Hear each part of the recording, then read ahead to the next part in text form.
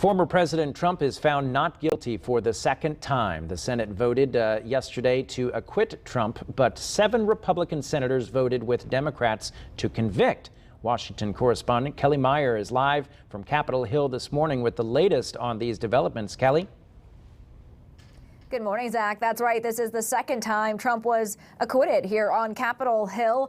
And his defense lawyers, while they're celebrating this morning, Democrats on Capitol Hill are criticizing the 43 Republican senators that voted not to convict.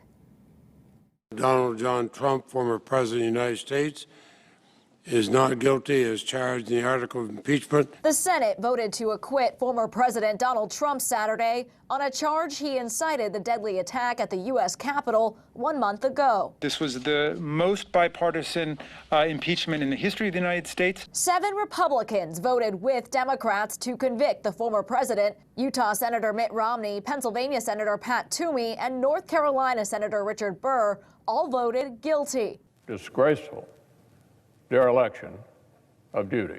After voting not to convict, Senate Minority Leader Mitch McConnell blamed the former president for the attack and left the door open to criminal prosecution. President Trump is still liable for everything he did while he was in office. We won, not guilty. Trump's lawyers celebrated the decision and shared a statement from him moments after the trial ended. Our historic, patriotic, and beautiful movement to make America great again has only just begun. One of the House impeachment managers, Virgin Islands delegate Stacey Plaskett, left the blame with Senate Republicans. And now Americans, I know, are frustrated and they're upset, and they want to find a reason why this didn't go our way. And that question lies squarely with those 43 members of the Senate who didn't vote.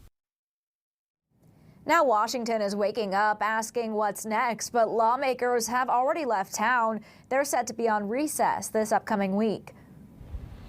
So that makes it tougher to ask some of those questions, such as why were witnesses ultimately not called here?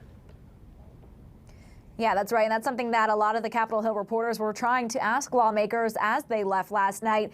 Democrats knew that they didn't have the votes they needed to convict the president. That might be one reason. They also want to get back to work on COVID relief as well as confirming President Biden's nominees.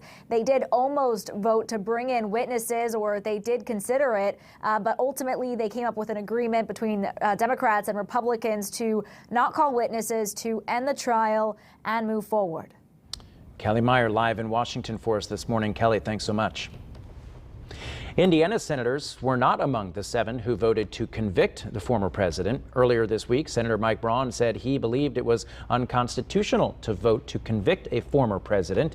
Following the acquittal, Senator Todd Young said, quote, "I remain troubled and saddened by the events leading up to and on the day of the Capitol riots. However, it is improper under the present circumstances for the former president of the United States to be subject to an impeachment trial."